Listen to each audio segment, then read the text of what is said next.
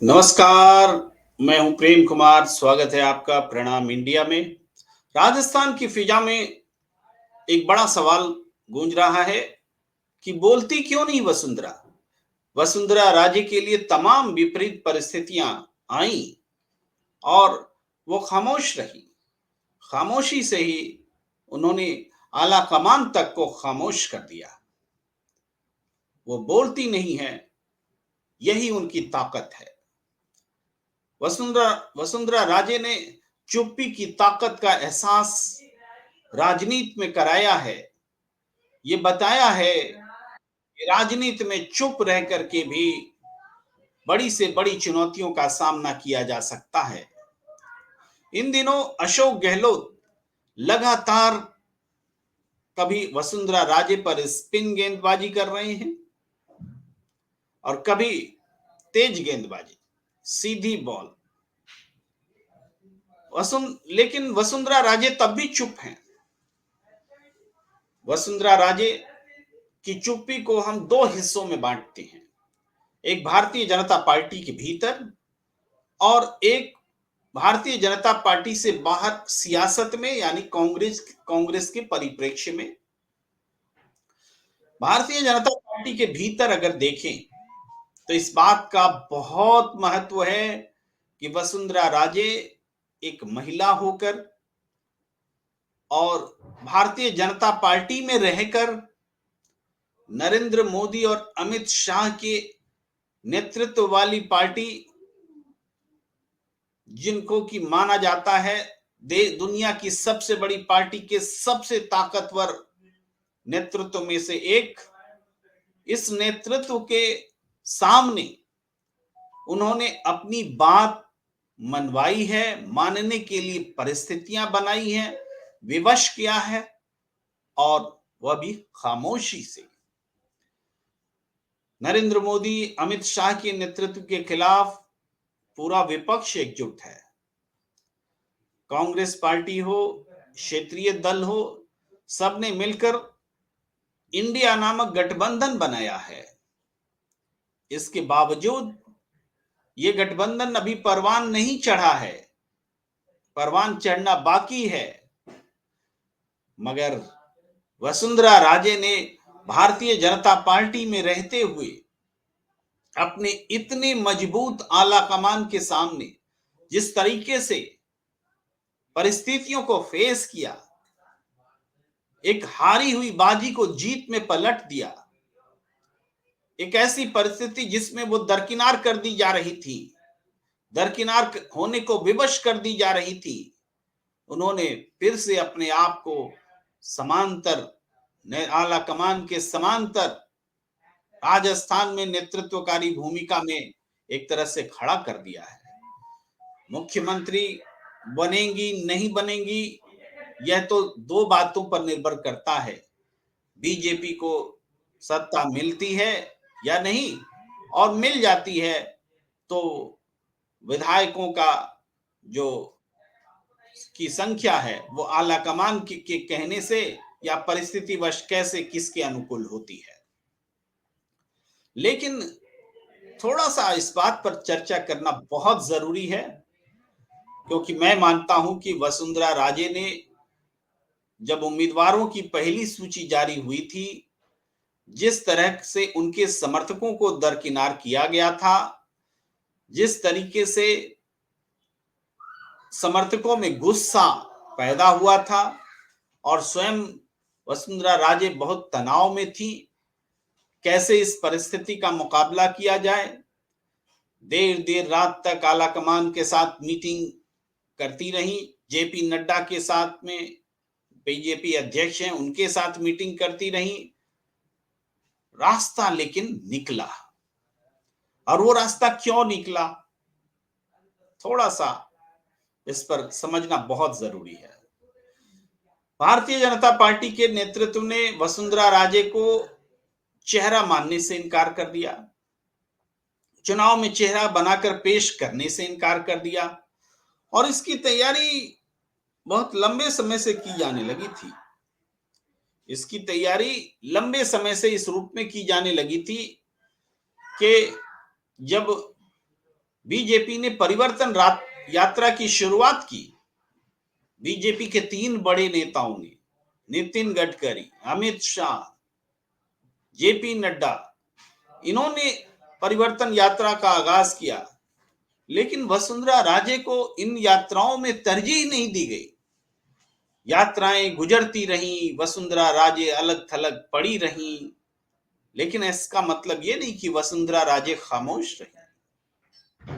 बोली नहीं ये जरूर है, जुबान की चुप्पी जरूर है, लेकिन एक्टिविज्म उनका जारी रहा, उनकी सक्रियता जारी रही।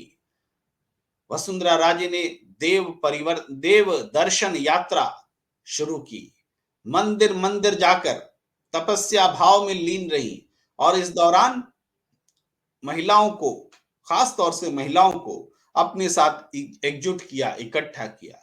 यह भी एक रणनीति थी। 33% महिला आरक्षण के सवाल पर बीजेपी ने जो श्रेय लेने की कोशिश की, उस श्रेय को महिलाओं की एकजुटता के साथ जोड़ करके वसुंधरा राजे भी पेश हो गई। यानी भारतीय जनता पार्टी की नीति के हिसाब से अपने आप को अलाइन किया और फील्ड में बनाए रखा। देवदर्शन भी बीजेपी के हिंदुत्व के सिद्धांत को सूट करता है। मंदिर मंदिर जाना भी बीजेपी के सिद्धांत को सूट करता है, और महिलाओं की एकजुटता भी बीजेपी उसके लिए एक पहल करती हुई नजर आई, इसलिए वह भी सूट करता है। इन उपायों से वसुंधरा ने अपने आप को बनाए रखा, राजनीति में महत्वपूर्ण किरदार के तौर पर बनाए रखा। इससे क्या हुआ कि जो आलाकमान वसुंधरा राजे को लगातार इग्नोर करता रहा, उसके प्रति गुस्सा का भाव पैदा हुआ। किसमें? आम जनता में भी हुआ, लेकिन उसको हम मापने का पैमाना हमारे पास नहीं है। लेकिन बीजेपी के भीतर हुआ। इसको मापने का पैमाना हमें तब मिला जब पहली सूची आई और प्रतिक्रियाएं सामने आई। इसलिए हम कह सकते हैं कि बीजेपी के भीतर आलाकमान के प्रति गुस्सा और वसुंधरा राजे के प्रति लगाव, सहानुभूति मजबूत होती चली गई। एक घटना ही नहीं, अनेकानेक घटनाएं हुई। नरेंद्र मोदी जी ने 3 बड़ी सभाएं की, जहां पर वसुंधरा राजे उपस्थित रही, मंच पर रही। नरेंद्र मोदी जी आते थे, मंच में एक तरफ से घुसते थे और दूसरी तरफ अभिवादन करते हुए जाते थे, लेकिन जैसे वसुंधरा राजे तक पहुंचने का होता उससे पहले मुड़ जाते थे। न उनका अभिवादन स्वीकार कर रहे थे, न उनसे अभिवादन कबूल कर रहे थे, उनको अभिवादन कर रहे थे। ये दोनों बातें थी। मंच से वसुंधरा राजे जी का नाम तक लेना उन्होंने उचित नहीं समझा। उनके कार्यकाल की कुछ बातें ही याद दिला देते, कोई जरूरत नहीं समझी। उनके मंच पर वसुंधरा राजे जी का भाषण तक नहीं होने दिया गया। इससे पहले एक बार ऐसा हुआ था जब अमित शाह जी के भाषण में वसुंधरा राजे जी का नाम नहीं आया, तो अमित शाह जी ने स्वयं वसुंधरा राजे जी को भाषण देने के लिए भेजा।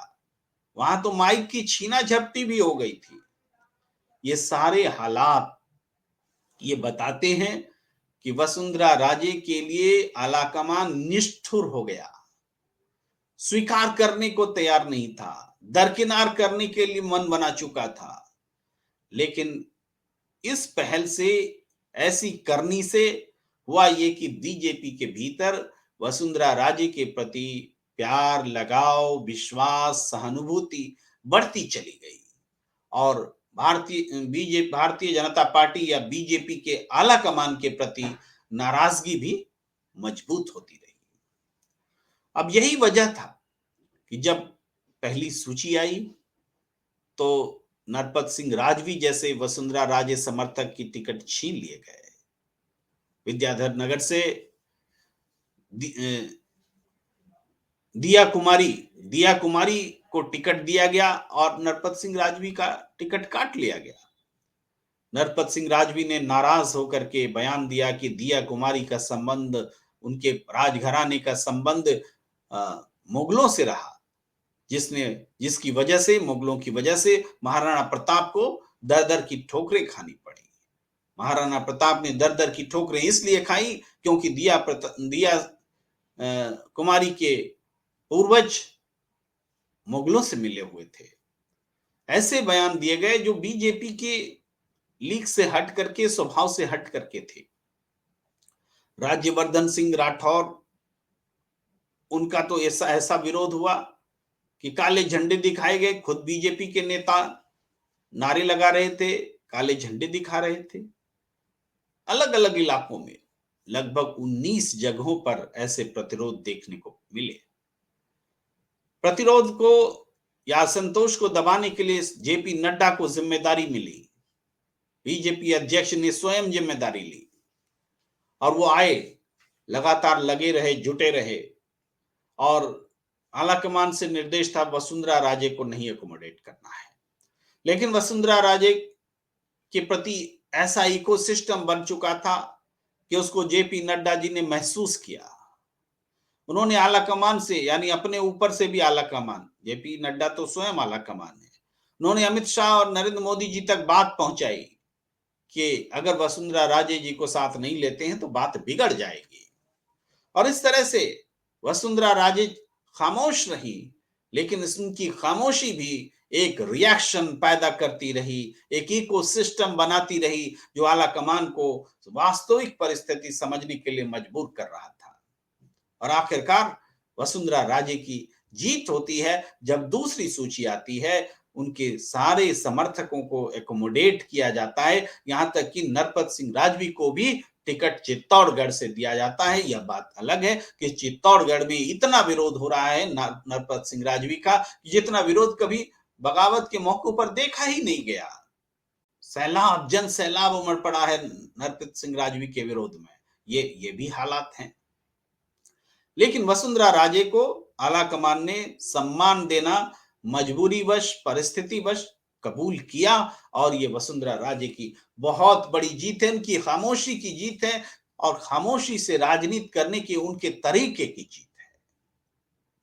अब थोड़ा अशोक गहलोत की भी बात कर लेते हैं।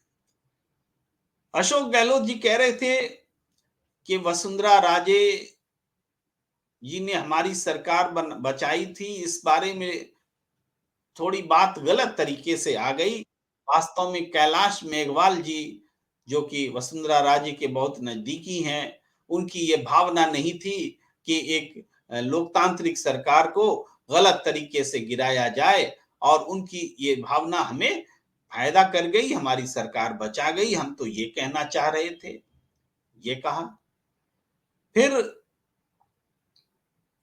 लेकिन वसुंधरा राजे चुप रही, उन्होंने इसका कोई प्रतिकार नहीं किया, कोई स्वीकारोक्ति नहीं दी, चुप रही। फिर एक समय आया जब टिकट बंट रहे थे, दूसरी सूची आने से ठीक पहले वसुंधरा राजे जी के लिए अशोक गहलोत ने कहा कि मेरी वजह से वसुंधरा राजे का नुकसान नहीं हो।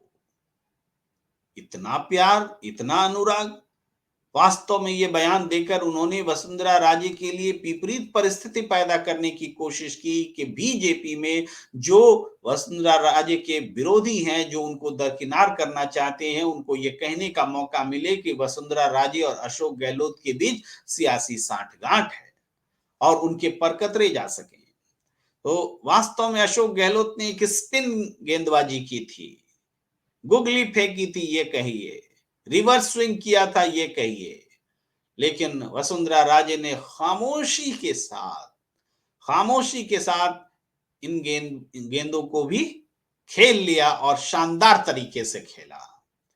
इतने शानदार तरीके से खेला कि गेंद रिवर्स स्विंग पर भी 6 रन के लिए बाउंड्री लाइन के बाहर हो गई और वसुंधरा राजे के समर्थकों को बड़ी संख्या में एकोमोडेशन मिला, टिकट मिले।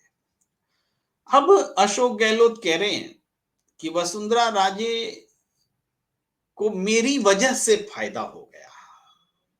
देखिए, चिट भी मेरी, पट भी मेरी। यानी वसुंधरा राजे के समर्थकों को जो बड़ी संख्या में टिकट मिले, ये अशोक गहलोत के कारण मिले।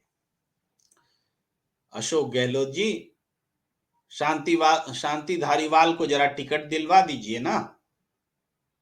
अपनी पार्टी में तो आपकी चल नहीं पा रही है, अपने समर्थकों की टिकट तो आप सुनिश्चित कर नहीं पा रहे हैं। महेश जोशी हार मान गए हैं कि टिकट नहीं मिलेगा और आप नहीं दिला सकेंगे, और आप वसुंधरा राजे के समर्थकों को टिकट दिला रहे हैं बीजेपी जाकर के। कमाल कर दिया आपने। यानी यहां भी वसुंधरा राजे ने चुप्पी साधकर अशोक गहलोत को करारा जवाब दिया है। वसुंधरा राजे की चुप्पी ने राजस्थान में बल्कि देश में कैसे सियासत की जाती है उसका एक पाठ पढ़ाया है। राजनीति समझने वालों को इस पर गौर करना चाहिए।